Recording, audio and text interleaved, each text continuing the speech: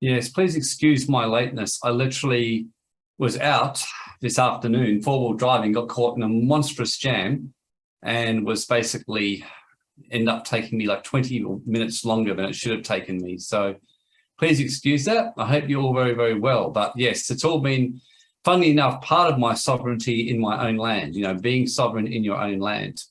So that was the whole nature of today, basically. So I was out learning mastering four-wheel driving, going out and getting out and about and really nailing the whole idea of how to function off-road, doing stuff like that and mastering what I call new neuron motor skills, which is great, and there's no doubt that it really impacts the brain. It really, makes you think, that's for sure. But definitely one of the things I've been discovering lately is that when you learn new skills and things that don't come naturally to you, you open up new pathways to the brain. And this is something I've been doing a lot of study of the science of brain development and how it all works. And been discovering that, yes, you can actually increase it. And I'm already noticing that it improves my cognitive function, my focus in business, and my ability to really, focus on what I'm doing and stay, by and large, very disciplined and stay very much, get more clarity of mind. So definitely a path that is exciting for one to go upon, and one that definitely is very rewarding. I mean, is there anyone else? Just type, in the text chat if you're actually being yourself, doing something completely, basically something that's really stretching your own comfort zone. Who's been what I would call in that situation where you've really been where you've been stretching your own comfort zone and really been getting rewarded from doing it, so to speak? Just type in your chat if that's you and if you're noticing that that's actually been happening with you, things like that.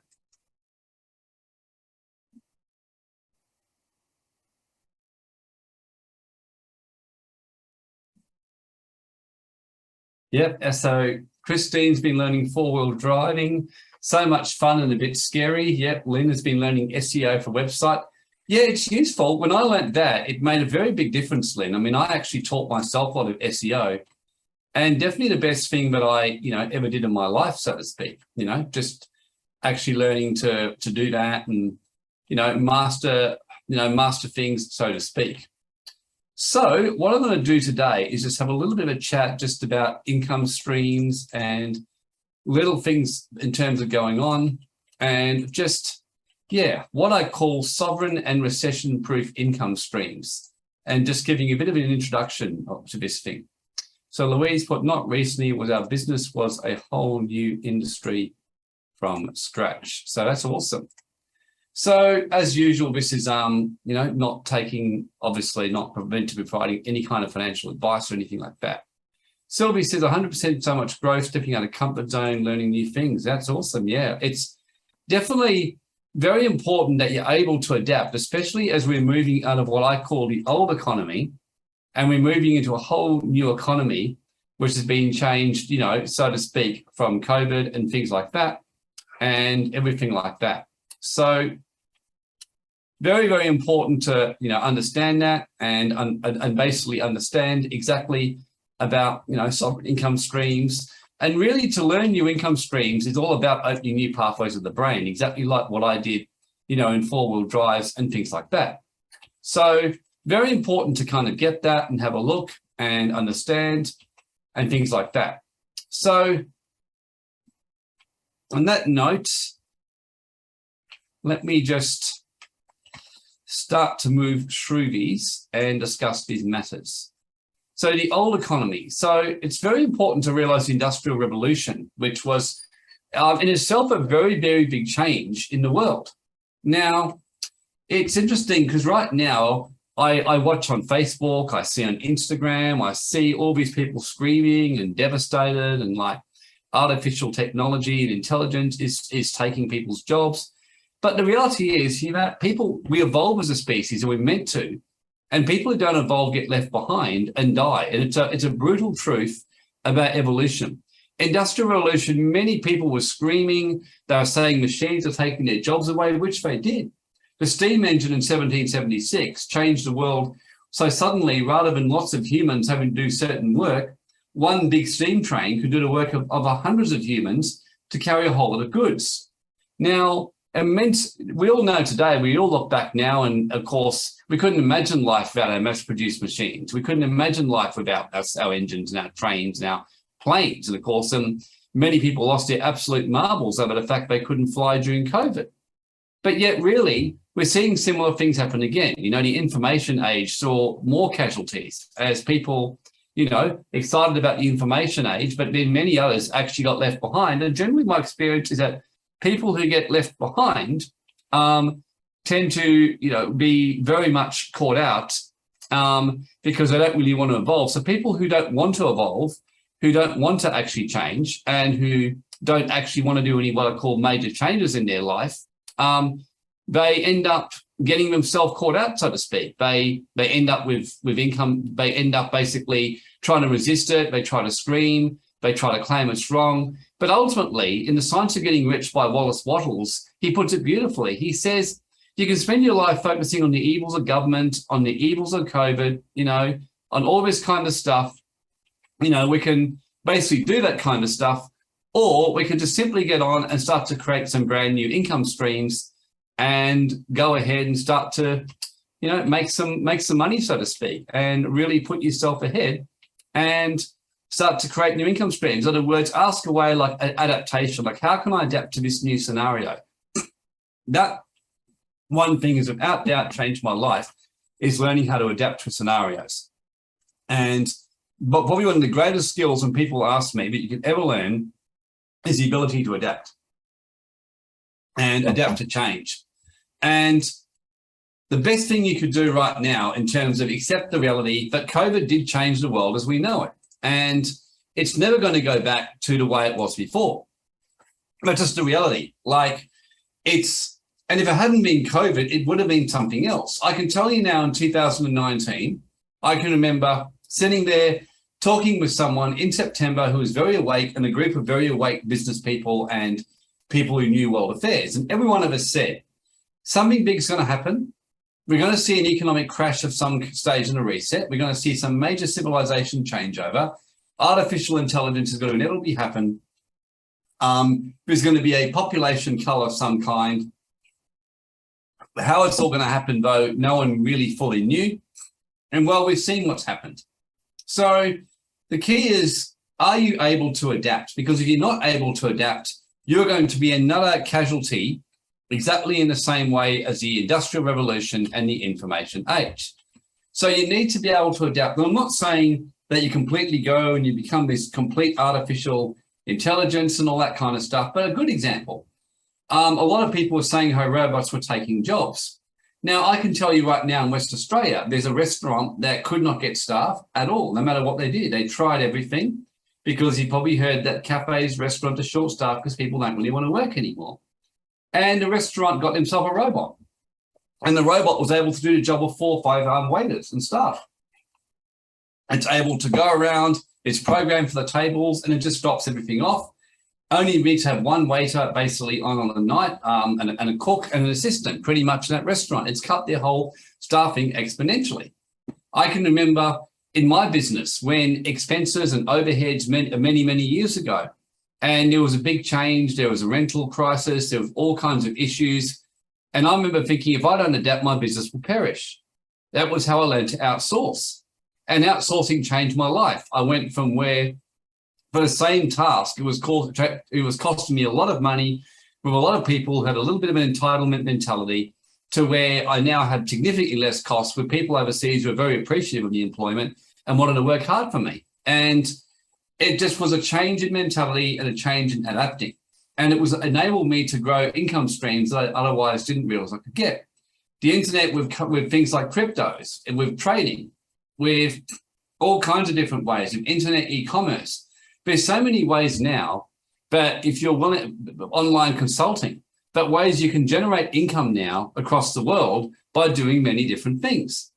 Like, who would have imagined 20 years ago, you could be able to do a Zoom webinar like this to teach people and make income? Or for some of you to be able to run a webinar teaching people and actually going ahead and doing a one-on-one consultation with someone. I know that recently I've been talking and, in the early stages of dating with a girl who's basically a foreign girl, who still doesn't know English very well. We've been able to have conversations by using a translator app where, we talk normally, and we've been able to do it by simply, as we talk, we plug things into the app. And as we've been going along, we've been learning the language and getting better at it. And that's all because of change and adaptation.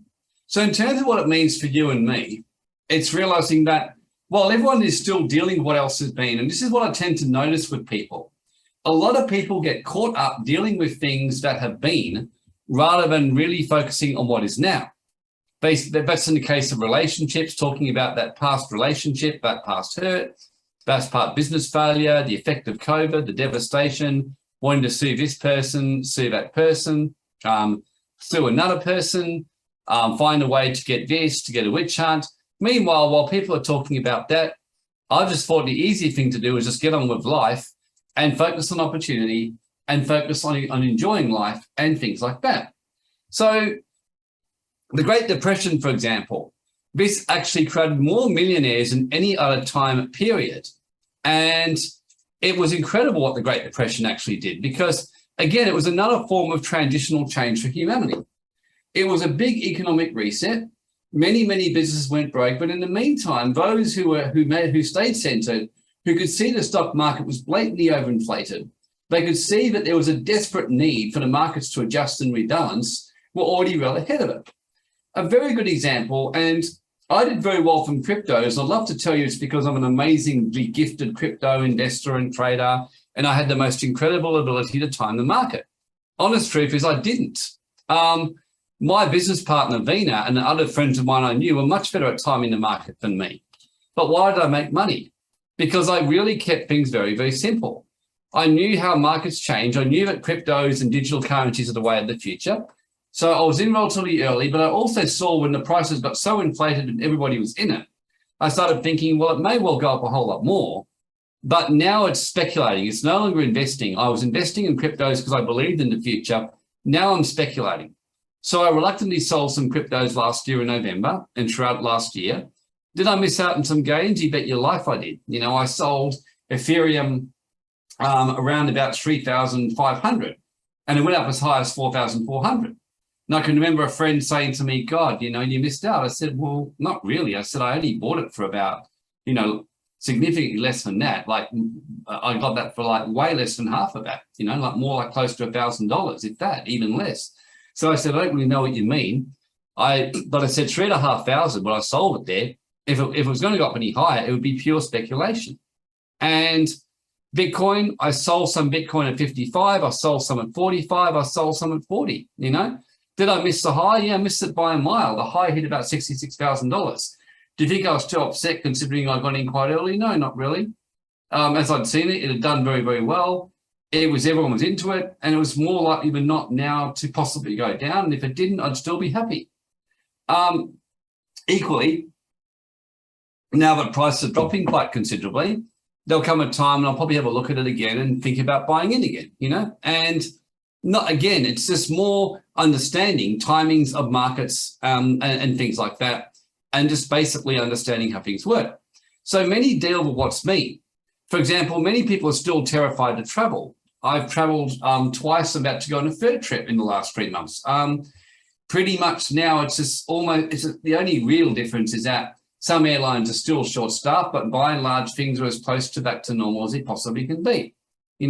Last 2 years was not the time to travel. Right now, yeah, it's a good time to travel right now. Things have opened up. There's deals, there's special deals in some places and things like that. So I was getting some amazing deals for Thailand because no one had gone there. Now everyone's starting to wake up and travel and things like that. So it's the same with everything. So you can be caught up with what's been, or you can focus on the great wealth transfer, the Great Depression. Many people were doing all that. They'd sold out of their stocks, or even if they realized that they had kind of got it wrong and it was crashing, they got themselves out. They didn't sit there depressed and miserable thinking my price was once this and now it's this. They were just slowly selling out. And many of these were also getting into businesses for investing and getting back to basics. So generally, one of the great ways to generate income and get yourself back to income stream, get back to basic, is get back to the simple law of service. Generally, a business that serves people will continue to flourish no matter what the time and place is. A speculative kind of quick business promising something outrageous will get away with it for a while, but eventually you're going to be caught out. Global Wealth Club continues to grow because we continue to make sure we're serving, and if we stop serving, then of course we've got to readjust that. So the best way you can do is find great ways to serve, like we did in the Great Depression.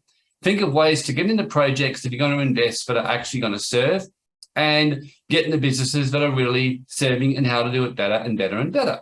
And one of the things we like with the Global Wealth Club, for example, is that one of the ways we said we're able to give employment to people in the midst of mandates, without having to take medical procedures. We were able to, continue to help many clients through a particular time. And we've been able to produce programs that are able to help people minimize their taxes, protect wealth, and by and large, stabilize their situation. So it's a form of service. Our Awakening Within Consciousness business, we do the same kind of thing. And right now, that's still relatively small compared to Global Wealth Club, but it's about teaching and, giving to people as much as we can.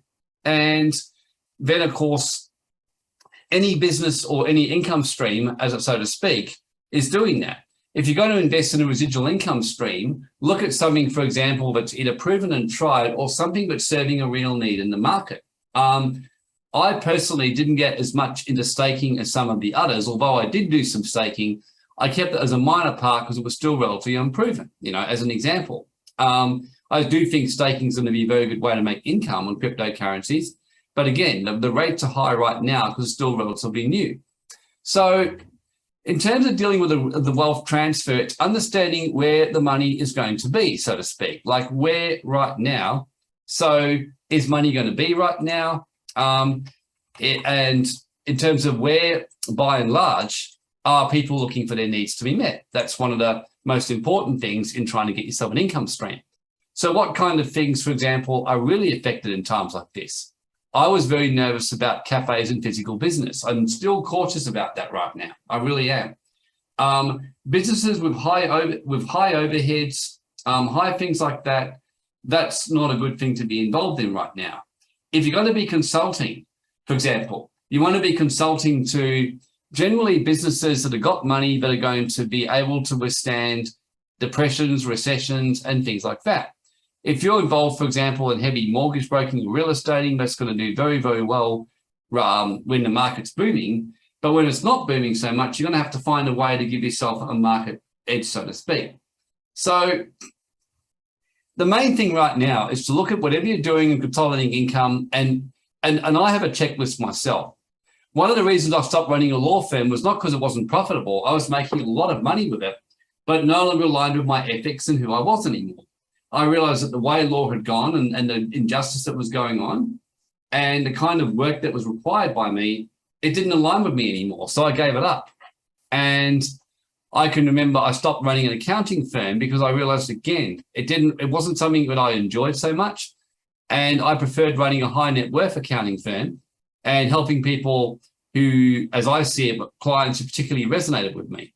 And so a lot of my tax planning now, I do more for individual clients who I really like and I feel they're making a difference in the world and I resonate with who they are.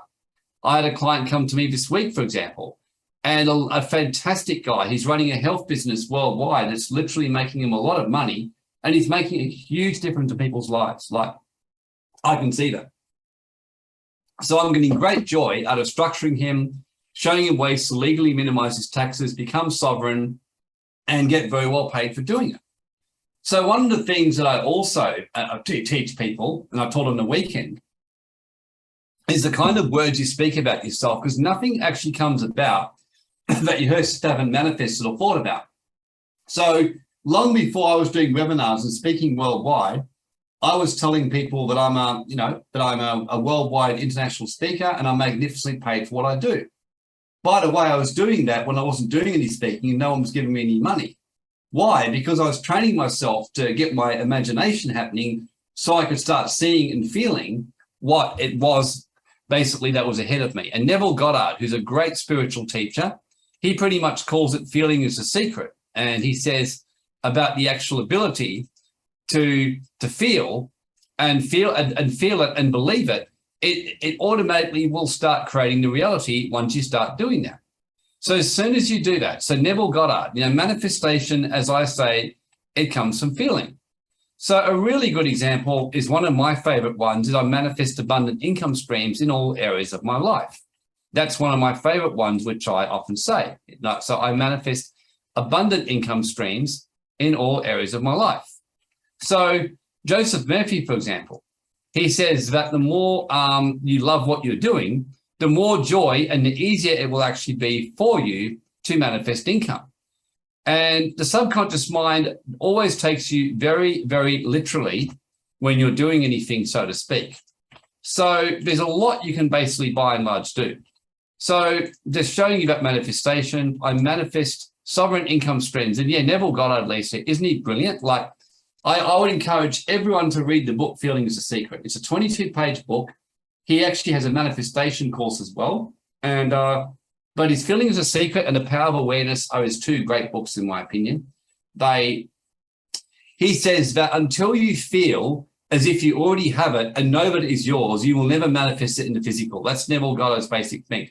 So my experience is why most people don't get abundant income streams is they just don't see it. They just don't. They can't see it as something they've got. They're saying it, but they don't really believe it. And they actually, subconsciously, you will always get what you believe you're worth. If you believe you're not worthy of love, you will attract partners who treat you like shit. If you do not believe that you deserve good health, you will get sick and get bad state. If you don't want to have the responsibility that comes from good health, that terrifies you being in good health because you feel people will expect more of you in your life, you will subconsciously stay sick and keep going in hospital because then people will keep leaving you alone and not putting shit on you. If basically you honestly don't believe you deserve abundant income streams and you believe that you just deserve to be, to have a job and things like that, and that's what your subconscious believes, that's what you'll get. It's that simple. If you believe that life is hard and you've got to work hard for a living, then you will work hard for a living and life will be hard. I used to always say, words about business. I used to always say things like, I'm so busy, I never have time to do anything anymore. And not surprisingly, I never had time to do anything. And when I started changing my manifesto, my wording to say, I've always got time to do what I like doing, I did. And rather than use the word busyness or busy, I started using the word productive. I'm always productive in my time and have plenty of time to do what I love. So it's starting to train and feel that these are realities for yourself. And I just did that. And then I made sure my actions complemented it. If I didn't feel like doing some particular thing, I wouldn't do it anymore. Even though I'd feel guilty, I just wouldn't do it. And eventually I noticed it became a habit. So if you start to actually see, for me now, having abundant income streams, very much aligned to my unconscious because it enables me to go four-wheel driving and now it enables me to be sovereign. It helps me to teach all of you and by experience and by really living it rather than just some internet kind of speaker who's teaching some kind of illusory dream I haven't lived in my own life. And because ethics and integrity is high in my values, I want to make sure that everything I teach you, I live in my own life. I don't like teaching shit that I don't do and don't live. I avoid it. So for me, manifesting abundant income streams is good. It also enables me to go on travels, enables me to stay in good health, enables me to continue to grow spiritually. So I have many, many reasons why I do it. So that's the starting point with manifesting the self-abundant income streams. And the Global Wealth Club has many, many great speakers who can teach you and everything about trading, about various income, about investing, about business. There's so many things that we do and others can do. But first and foremost, you've got to believe that you can do it. And not only that you can do it, but it is your divine right. I was never highly successful in business until I got the life-changing words from a mentor who said to me, you've got to realize it is your right, Warren. What you're doing even now, only 1% of the population can do. It is your entitlement to be successful and prosperous in business. It's your entitlement. It's your divine right. And I really got what he was saying. And I started to say that, it's my divine right to prosper. It really is. I'm a child of God. I'm born to prosper. And at first it felt a bit funny, but as time went on, I got used to it. Like, yeah, it's good to be prosperous. And I look at people who weren't prosperous and think, well, yeah, I have no interest in being like that. I love having good money. I love being abundant. I like doing things in my life. So manifestation actually comes from feeling, and really feeling what you want and knowing it's yours. It's the secret. Jesus, the great master, said words to the effect that if you believe something and you do not doubt in your heart that it belongs to you, then it is yours. You will have it. So if you feel it and know that it is yours, you will have it. So the more you love what you're doing and the more you feel it and the more joy you have, the easier it is to actually get it, because the universe loves love and gratitude just as much as you do. And I know this sounds a bit loosey-goosey, but I'm speaking from absolute truth and experience. I've noticed that when I absolutely do what I love doing and I'm feeling it, it comes really easily to me. And your subconscious mind always takes you literally, always. So if you're wondering why your financial situation is a struggle, it didn't surprise me the last 2 years. Many people had traumatic lives because of the things they were talking about. I'd go onto Facebook and onto social media. I'd watch an astonishment of the posts people were saying, like the army's going to come and force us to vaccinate, and this group's going to do this to us, and we're going to have food shortages, and we're going to have no food to eat, and we're going to all be starving, and we're all going to be eating bugs. I'm like, God, you guys really don't like yourselves, do you? You know, you really do. And when people ask me about that, I'm saying, well, that reality will certainly happen to some people, but it's not mine. I said, I'm not going that path. I said, I'm living a perfectly abundant life, and I'm getting more food than ever before. And I was constantly saying with my own state, I don't care what happens anywhere else, but West Australia, where I'm living, is going to be abundant and we're not going to have a problem. 2 months ago, they announced that the only state in Australia that had abundant energy and backup was WA. And same with food. There's abundant food backup. And I kind of sat there and smiled, and I thought, yeah, you know, when Joseph Murphy says that the man or woman who speaks with absolute conviction, and John DeMartini says this, and who has a vision and big dreams so high and a feeling so strong, even government laws will change to basically accommodate them. And I have no doubt about that. I've seen that so many times. I've seen laws change because of that. When I first booked my trip to Thailand, it was still a bit up in the air, and I just thought, you know what, it's going to work because it's time for me to do it. As I did that, they announced they were dropping restrictions, you know, and things like that. So when you have conviction about what you're doing, and if you know you want to do something, like you would like to create a new income stream, think, okay, well, how can I create a new income stream, and how can I do it in a way that really serves humanity? That's what I would be saying to all of you to say to yourself. Don't try and go and create 5 income streams after this webinar. You'll get overwhelmed and confused. But how can I either grow my existing income stream or create a new income stream really serving people? And that's where the Awakening Within came out of, and why we're teaching more manifestation, you know, to actually help people to do this. Because I know this. I can honestly say out of everything I've ever done, the thing that's had the greatest impact on my health, my income, my relationships, my business has been the power of manifestation and mastering my subconscious mind.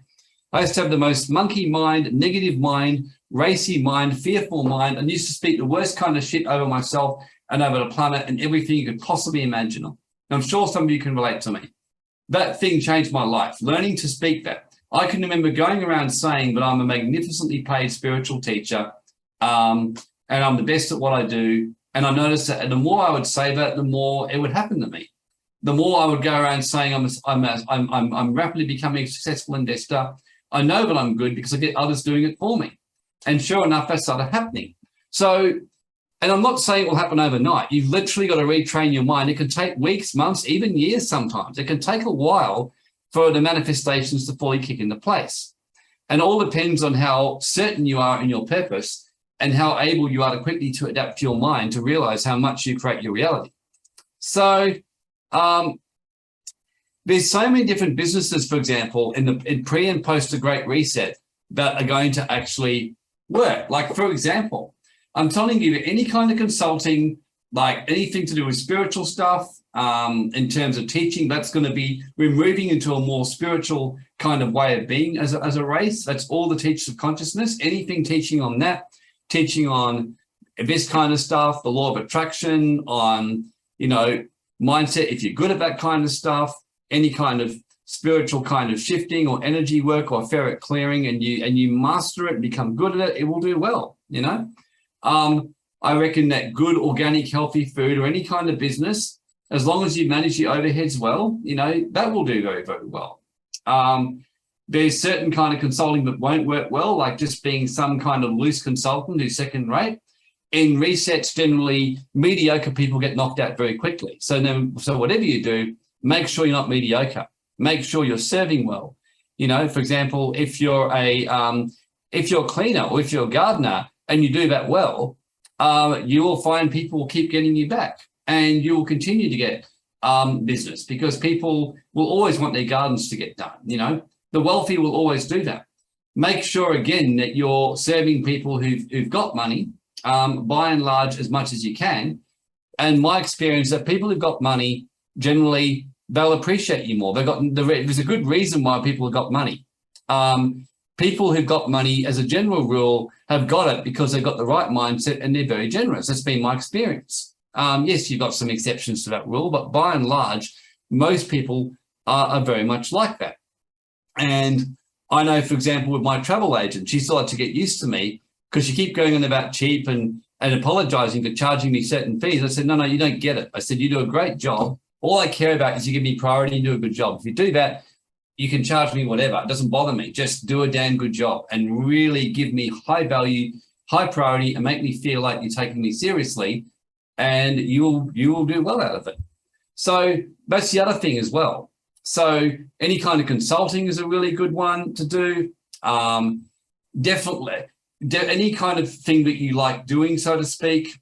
Definitely any kind of entertainment kind of business, things like that.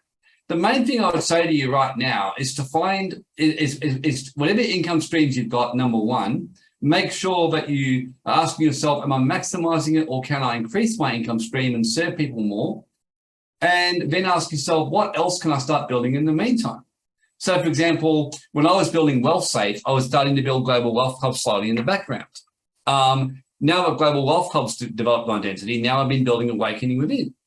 As that takes off and gets successful, one of my dreams is a whole energetic health center of some kind. That's what I've been talking about with someone else. So as the Awakening Within takes off, that will be my next plan. So it's a good way to create income streams. Just find one thing that you're passionate about that will serve people, focus on it, and do it well. And generally, in the businesses that survived the Great Depression, that's what they were doing. They were continuing to serve, they were continuing to find ways to solve world problems, and they weren't staying attached to the past and holding on to the good old days of 1928. The reality is it was an artificial world, It was not a realistic situation. Before COVID was an unrealistic situation. I mean, prices were inflated. COVID inflated them even more. We've been living in this consumer-based, debt-based world where governments keep printing money and people keep living off it and keep screaming for more. That's not sustainable, everyone. It's not sustainable. And so becoming sovereign and creating ways to serve communities is going to be especially successful, like serving your local community. So any kind of sovereign income stream. And the other thing I'd mention that one too is to really finding a way to actually create your sovereign income stream, which means something which you are really, generating, basically as much as possible your way from the system. Now, what do I mean by that exactly? Very much that one of the reasons I stopped being law as well was I was very, very nervous about being reliant upon the government and the system. I remember at one stage that my legal profession and my accounting firm was completely dependent on being licensed by the government, which means if I fell out of favor with the government, I'd be in trouble. So the danger is you don't want your business to be vulnerable to the woke culture or someone else being able, or government saying one day we're going to shut down your business. One of the greatest lessons I learned with creating income stream is find a way to make it unregulated. Why do you think the Global Wealth Club is an unlicensed education center? I mean, because I really don't want to be regulated by government. I really don't. I don't trust them. I mean, I think the last 2.5 years show the government, by and large, they have their purpose. I'm not as completely anti-government as a lot of people, but by and large, governments have caused the greatest evils, killed the most people, stole the most money, and by and large, a bunch of greedy criminal cartels.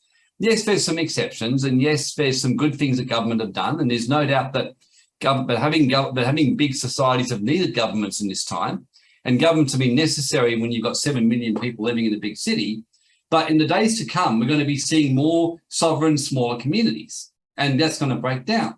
So you really want to be creating an income streams that are not dependent. So if your income stream is dependent on the government, just realize it's vulnerable and realize you really want to be creating other things and finding ways to get around that.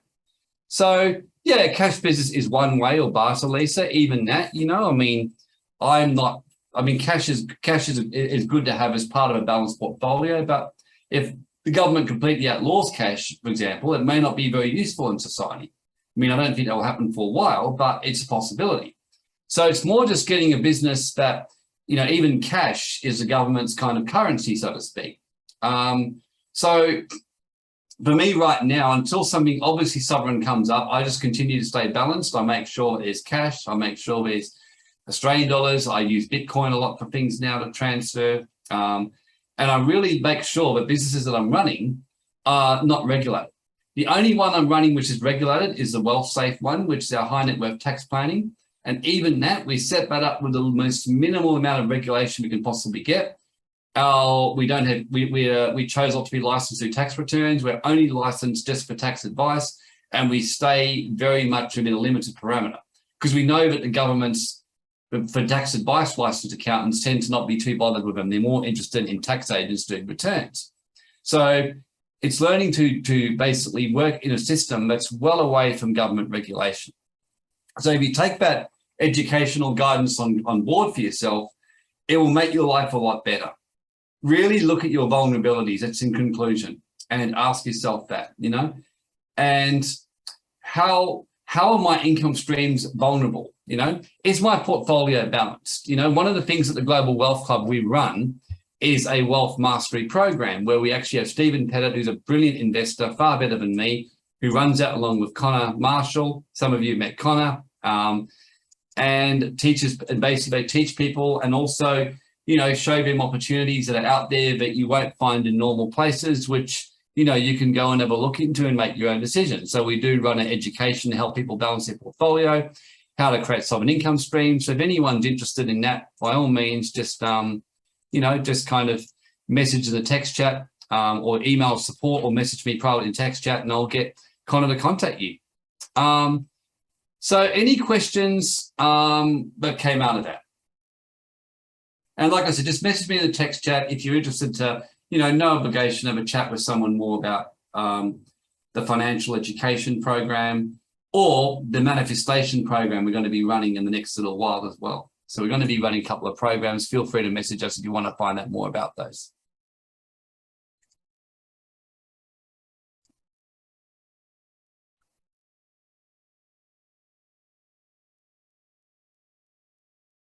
So no questions, or anyone got any questions or comments?